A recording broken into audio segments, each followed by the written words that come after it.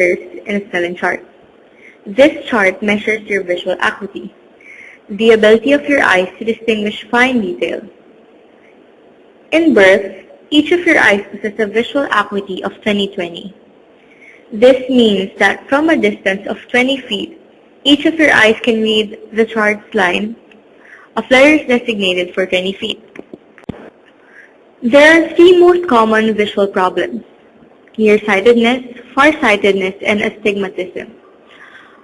All three are focusing problems, easily corrected with artificial lenses or surgeries. So the first kind of the most common visual problem is nearsightedness. It is also known as myopia. This is a situation wherein a person can focus clearly on near objects but cannot focus on distant objects. This is because that their eyeballs are too long.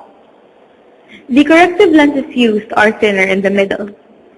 The corrective lenses make the light rays from distant objects diverge as they enter the eye. The focal point formed by the lens in the eye then falls directly on the retina. The second type is farsightedness or hyperopia. It is a situation wherein a person can focus clearly on distant objects but cannot focus on near objects. This is because their eyeballs are too short. The corrective lenses used are thicker in the middle, making light rays from nearby objects converge slightly before they enter the eye. The focal point formed by the lens in the eye then falls directly on the retina. Another type of farsightedness is called presbyopia. This develops with age. As we gain age, the lens of the eye becomes less elastic, causing presbyopia. The third and the last kind is astigmatism. It occurs when there is a blurred vision caused by a misshapen lens or cornea. Any such distortion makes light rays converge unevenly and not focus on one point at the retina. So due to technological advancement, surgical procedures are now considered as an option to treat visual disorders. The first type of surgical procedure is radial keratotomy. This is where a knife is used to cut slits in the cornea and change its shape. The second one is laser-assisted in situ keratomiliosis. It is wherein a laser is used to change the shape of the cornea and improve its focusing ability. Here is an image of the human retina. As you can see at the lower image, the blue line is the rod. The image of the rod is shaped like a rod with discs. The cone is the orange cone-shaped part. As you can see, the cone is really shaped like a cone with discs. On the right side are nerve fibers, which are responsible for transmitting signals to the brain. How rods and cones detect light? Each rod and cone includes an array of membranous discs containing light-absorbing visual pigments. Rods contain a visual pigment called rhodopsin, which can absorb dim light. Cones contain visual pigments called photopsins, which can absorb bright-colored light. There are three types of cones: blue cones, green cones, and red cones.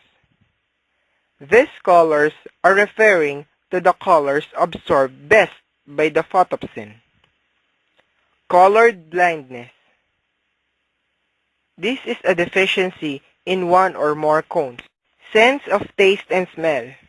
Our sense of taste and smell depend on receptors that detect chemicals in the environment. Chemoreceptors in our taste buds detect molecules in the solution.